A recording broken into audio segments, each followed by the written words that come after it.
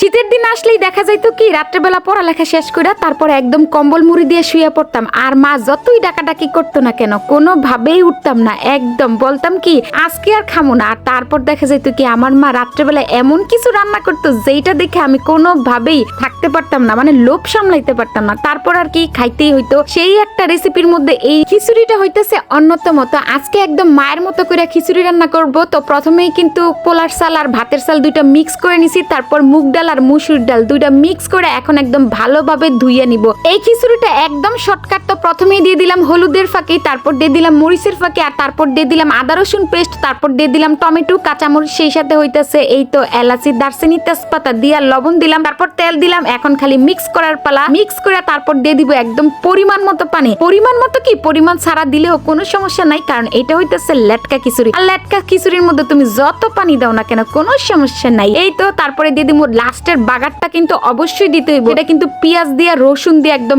বেশি করে পেঁয়াজ রসুন দিয়ে বাগার দিয়ে নিছি। আর তারপর দিয়ে দিছি কিন্তু কাঁচামরিচ ধইনা পাতা, সেই সাথে হইতেছে টালা জিরার ফাঁকি। ব্যাস আমার কিন্তু একদম রান্নাটা কমপ্লিট। আর এই খিচুড়িটা খাইতে যে কি মজা, মানে একদম সবার লাস্টে কিন্তু আপনারা অবশ্যই বাগার দেওয়ার চেষ্টা করবেন, মানে রসুন আর পেঁয়াজটা দিয়ে একদম গরম গরম। এটা খাইতে কিচ্ছু লাগে না। আমি তো কম্বলের নিচে থেকে এটা খেয়ে ফেলতাম, আর মা যখন রান্না করতো তখন গ্রানে পুরো ঘর ভরে যাইতো। আপনারা কিন্তু চাইলে একটু ঘিও দিতে পারেন। এই তো আমার রান্না তো কমপ্লিট, এখন শুধু গরম গরম খাওয়ার পালা। তো ভিডিওখানে কেমন লাগছে কমেন্ট করে জানাবেন, আর হ্যাঁ ভালো লাগলে শেয়ার করে দিবেন। আল্লাহ হাফেজ।